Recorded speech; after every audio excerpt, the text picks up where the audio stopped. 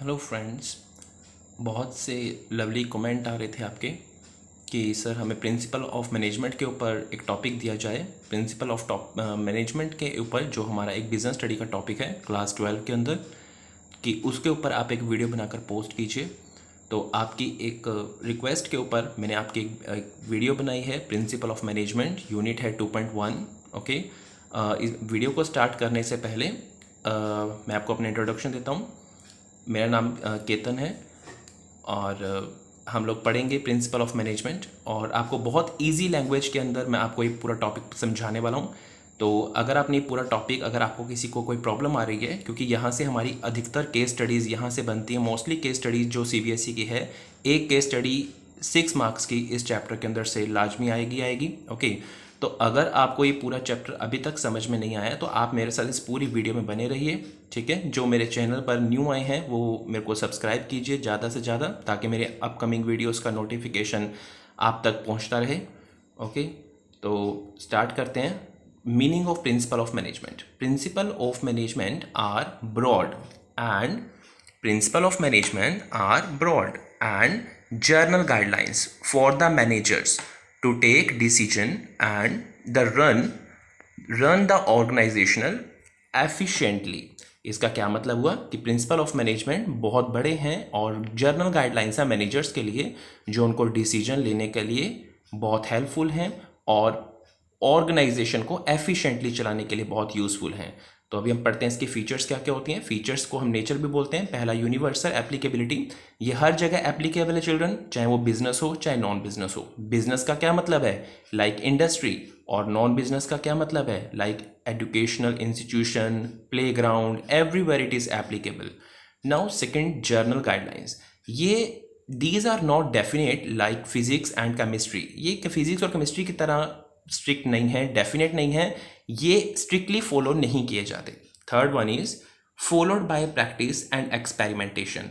जब एक problem arise होती है मैनेजर्स के सामने चिल्ड्रन, तो प्रोफेशनल्स क्या करते हैं, रिसर्च वर्क करते हैं, ठीक है। ये जो प्रिंसिपल ऑफ मैनेजमेंट है ये प्रैक्टिस और एक्सपेरिमेंटेशन से बने हैं। वन नाइट का रिजल्ट नहीं है ये कभी भी एक नाइट का रिजल्ट नहीं होते, ये बहुत ज़्यादा प्रैक्टिस और एक्सपेरिमेंटेशन से बनते हैं। जब एक प्रॉब्लम अराइज होती है तो प्रोफेशनल्स क्या करते हैं, रिसर्च वर्क करते हैं। रिसर्च वर्क करने के बाद उस प्रॉब्लम का सॉल्यूशन को फाइंड आउट करते हैं। Now fourth one is flexibility, जिसके अंदर ओल्ड प्रिंसिपल्स आर अल्टर्ड, पुराने प्रिंसिपल्स को सुधारा जाता है और उनकी जगह पर न्यू प्रिंसिपल्स को फाइंड आउट किया जाता है, ताकि इसीलिए जो प्रिंसिपल ऑफ मैनेजमेंट है वो डायनामिक है। डायनामिक का मतलब फिक्स नहीं है एक जगह पर। Next one is E point, mainly behavioural. ये रिलेशनशिप हैं किस किस का, ह्यूमन और मटेरियल का, ताकि हम अपने गोल्स को इजीली अचीव कर सकें। Okay, next one is relationship between cause and effect. Okay, ये हमें बताता है कि एक पर्टिकुलर सिचुएशन में अगर हमने कोई काम कर दिया चिल्ड्रन, अगर एक पर्टिकुलर सिचुएशन में हम कौन सा एक रूल चलाते हैं तो हमारा रिजल्ट क्या होगा। तो ये स्पेसिफाई करता है कि what outcome will be in the situation. अगर हम किसी सिचुएशन में कोई एक आउटकम क्या होगा, कि अगर हम जो काम करने वाले हैं उसका आउटकम क्या होगा, right. Next one is and the last point is contingent. ये वेरी वेरी इंपॉर्टेंट पॉइंट है चिल्ड्रन, ये वेरी इंपॉर्टेंट पॉइंट है। सीबीएसई के अंदर एक नंबर के अंदर ही कई बार पूछा भी गया है कि कॉन्टिंजेंट क्यों है, why principle of management are contingent. क्योंकि ये चेंज होते रहते हैं, change according to situation, nature and goals of the business. ये बिजनेस के सिचुएशन के अकॉर्डिंग, बिजनेस के नेचर के अकॉर्डिंग, बिजनेस के गोल के अकॉर्डिंग ये हमेशा चेंज होते रहते हैं, इसीलिए इसको कॉन्टिंजेंट का नाम दिया गया है, ठीक है। So these are the features. Okay, and next question is significance. Significance के अंदर children very first point is provide useful insight to the managers. ये गाइड का काम करते हैं मैनेजर्स के लिए, ठीक है। ये गाइड होती है बेटे, एक किस्म से गाइड का काम करते हैं ये, किसके लिए, मैनेजर्स के लिए, ताकि वो जो उन्होंने रिपीट कर दी हैं, ताकि वो अपनी रिपीटेड मिस्टेक दोबारा ना कर सकें, ठीक है। Not to do repeated mistakes, ताकि वो अपनी जो उनकी मिस्टेक्स जो पास्ट के अंदर हो चुके हैं उनको रिपीट ना करें। वेस्टेज रिड्यूस करें, अपनी कम से कम करें वेस्टेज को, ओके। एंड गोल को अचीव करने के ऊपर बात करें, ज़्यादा से ज़्यादा गोल अचीव होने चाहिए। Next one is optimum utilisation of resources and effective administration. ये फुलफिल करता है 4M थ्योरी को, like machine, man, machine, material, money. 4M theory क्या होती है? कई बार एक्सटर्नल एग्जामिनर पूछता है कि what is 4M theory? That is man, machine, material and money. Okay, ये पॉसिबल बनाता है ताकि रिड्यूसिंग हो सके वेस्टेज। फुलफिल करता है 4M थ्योरी को, man, machine, material and money, और पॉसिबल बनाता है ताकि वेस्टेज कम से कम हो सके। Third one is scientific decision. ये ट्रेनिंग देता है किसको? हमारे मैनेजर्स को, ताकि वो बैलेंस डिसीजन ले सकें। इसका नाम क्या है? Scientific decision. ये हमारे मैनेजर्स को ट्रेनिंग देता है ताकि वो बैलेंस डिसीजन ले सकें। Fourth one is meeting changing environment requirement.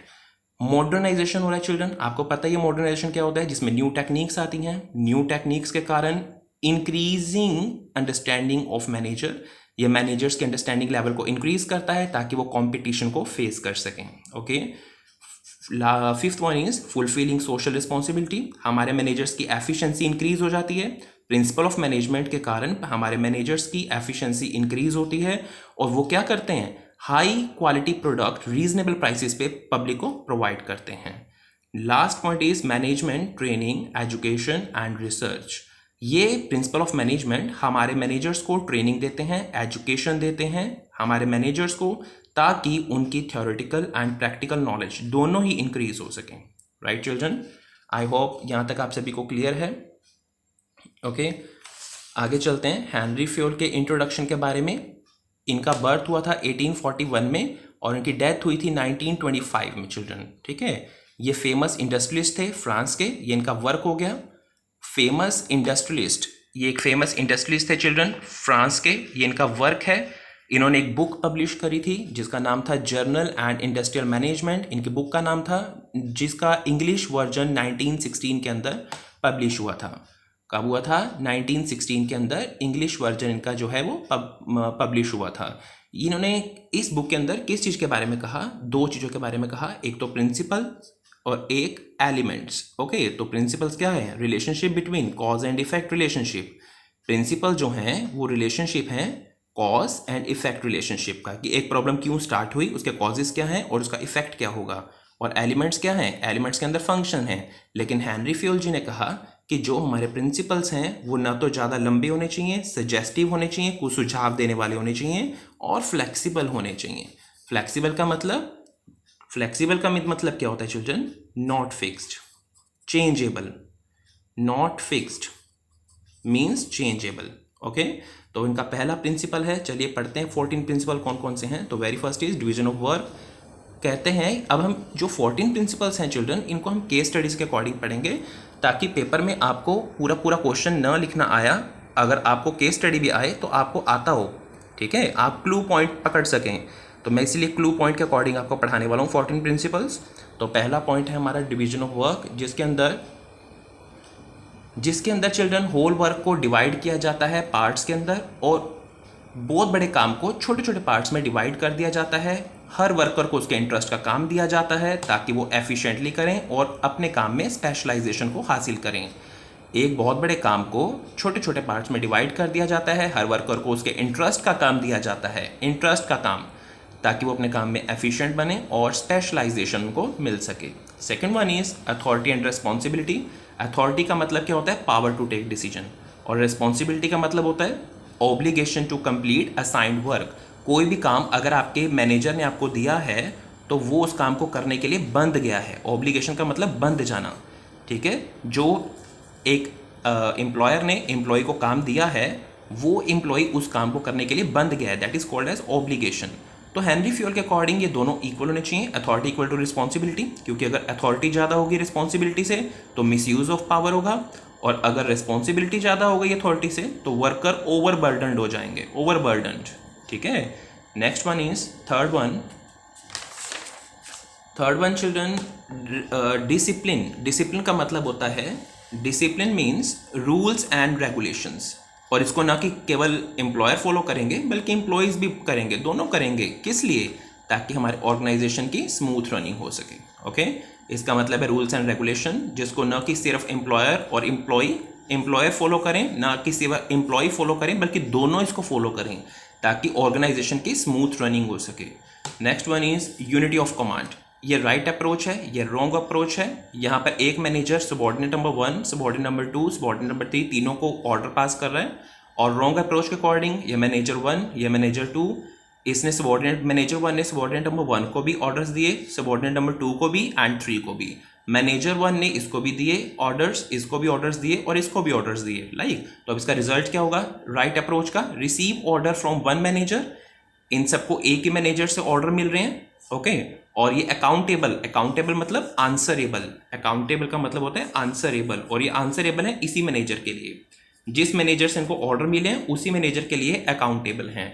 लेकिन यहां पर तो इनको पता ही नहीं चलेगा कि पहले किसका काम कंप्लीट करना है, मैनेजर 1 का या मैनेजर 2 का, ठीक है। तो ओवरबर्डन है क्योंकि इसने इसको भी अपना ऑर्डर दिया है, इसने इसको भी दिया है, तो तीनों को दोनों मैनेजर्स ने ऑर्डर दिया है, तो ये ओवरबर्डन हो गए हैं और कंफ्यूजन में है कि पहले किसका काम कंप्लीट करें और किसका ना करें।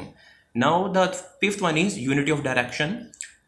वन सेपरेट हेड, हर सेपरेट हेड होना चाहिए सेपरेट प्लान के लिए, ओके, जिनका सेम ऑब्जेक्टिव है, जिनका सेम ऑब्जेक्टिव है, जिनका सेम ऑब्जेक्टिव है children, okay. One separate head होना चाहिए फॉर सेपरेट प्लान जिनका सेम ऑब्जेक्टिव है। जैसे अगर हमारे पास 3 टाइप ऑफ हमारे ऑर्गेनाइजेशन है, ठीक है, 3 तरह के हमारे डिपार्टमेंट्स बने हुए हैं, लाइक एक रबड़ का है, एक स्टील का है, एक एल्यूमिनियम का है। तो रबड़ का परचेज मैनेजर अलग होगा, ठीक है, रबड़ का परचेज मैनेजर चिल्ड्रन अलग होगा, सेल्स का अलग, प्रोडक्शन का अलग। इसी तरह से स्टील का परचेज मैनेजर अलग, सेल्स का अलग, सेल्स मैनेजर अलग और प्रोडक्शन मैनेजर अलग से। एल्यूमिनियम का purchase manager, sale manager, production manager तीनों अलग अलग होंगे, अलग अलग डिपार्टमेंट के अकॉर्डिंग, ठीक है, ताकि ये डिसीजन ले सकें, क्विक डिसीजन ले सकें। आगे 6 one is subordination of individual interest to general interest. इसके लिए ऑर्गेनाइजेशन को इंपॉर्टेंस देनी है, प्रायोरिटी देनी है, इंडिविजुअल इंटरेस्ट को नहीं देनी, किसी पर्टिकुलर एम्प्लॉय को हमने इंपॉर्टेंस नहीं देनी है, हमने अपने ऑर्गेनाइजेशन को इंपॉर्टेंस देनी है, ठीक है। 7th point is remuneration of employees. हर एम्प्लॉय को फेयरली पे करना है, जितनी उसका हार्ड वर्क है उसके अकॉर्डिंगली हमने उसको पे करना है ताकि उनका स्टैंडर्ड ऑफ लिविंग अप हो सके, ओके। हमने हर एम्प्लॉय को फेयरली पे करना है ताकि उनका स्टैंडर्ड ऑफ लिविंग इंक्रीज हो सके। 8th one is centralisation and decentralisation. Superior को अडॉप्ट करना चाहिए, सुपीरियर मतलब मैनेजर को अडॉप्ट करना चाहिए effective centralisation instead of complete centralisation और कंप्लीट डिसेंट्रलाइजेशन, ठीक है। तो इसके अंदर क्या कहा गया है कि एक जो मैनेजर है उसको इफेक्टिव सेंट्रलाइजेशन को फॉलो करना है। तो इसका मीनिंग क्या होता है पहले सेंट्रलाइजेशन का?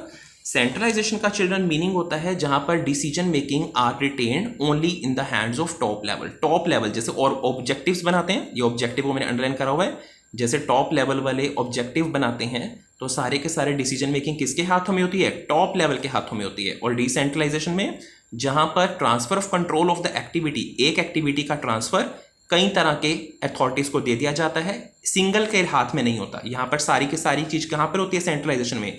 टॉप लेवल के पास। लेकिन यहाँ पर हर चीज को डिसेंट्रलाइजेशन कर दिया जाता है, हर चीज को आगे आगे डेलीगेट कर देते हैं। जैसे परचेज ऑफ रॉ मटेरियल किसको डेलीगेट कर देते हैं? टॉप लेवल वाले परचेज मैनेजर को, यानी कि मिडिल लेवल में, ठीक है। टॉप लेवल वाले किसको हैंड ओवर कर देते हैं इस एक्टिविटी को? मिडिल लेवल को। आगे चलते हैं, 9th one is scalar chain. मान लीजिए 2 डिपार्टमेंट्स हैं, अगर एफ ने पी से बात करनी है, ठीक है, तो इसके लिए हम 5 पॉइंट को एक्सप्लेन करेंगे। First one is meaning. Meaning का मतलब फॉर्मल पाथ। फॉर्मल मतलब अगर ए ने जी से बात करनी है तो ए पहले बी से बात करेगा, बी सी से करेगा, सी डी से करेगा, डी ई से करेगा, ई एफ से करेगा और एफ जी से करेगा। That means the formal path, okay.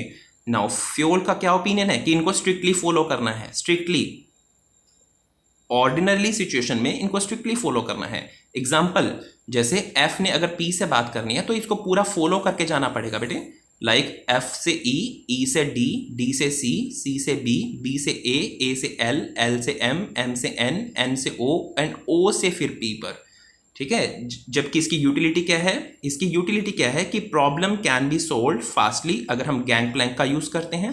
Gang Planck क्या होता है कि एक एफ एमरजेंसी सिचुएशंस में, ये मैंने लिखा हुआ है, एमरजेंसी सिचुएशंस में एफ पी से बात कर सकता है। किससे बात कर सकता है? एफ पी से बात कर सकता है, लेकिन एमरजेंसी में, और वो भी सेम लेवल पर। बच्चों को पता ही नहीं होता है, ओनली एमरजेंसी में।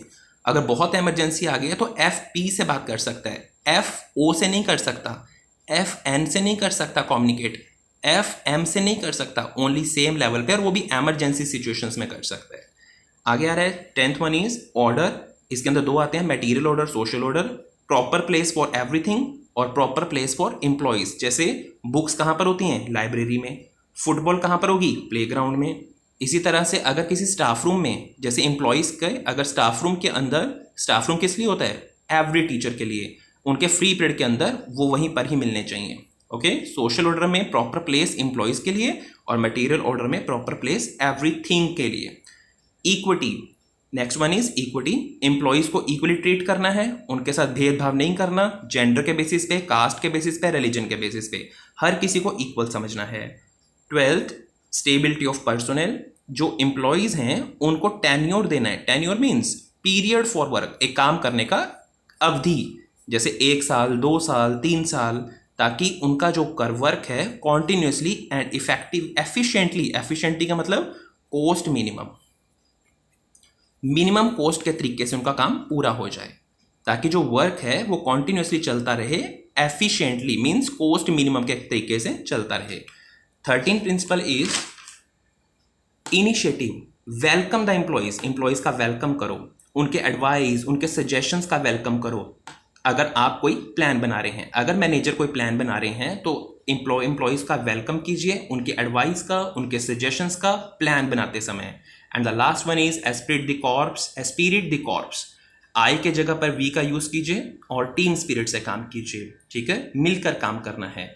तो ये थे चिल्ड्रन हेनरी फ्योल के, हमारा चैप्टर खत्म हो चुका है। ये थे हेनरी फ्योल जी के 14 प्रिंसिपल्स। ठीक है, और अगर आपको ये वीडियो अच्छी लगी तो आप ज़्यादा से ज़्यादा सब्सक्राइब कीजिए, अपने फ्रेंड्स के साथ शेयर कीजिए। ओके, और मेरे चैनल को लाइक कीजिए। Thank you so much, have a nice day.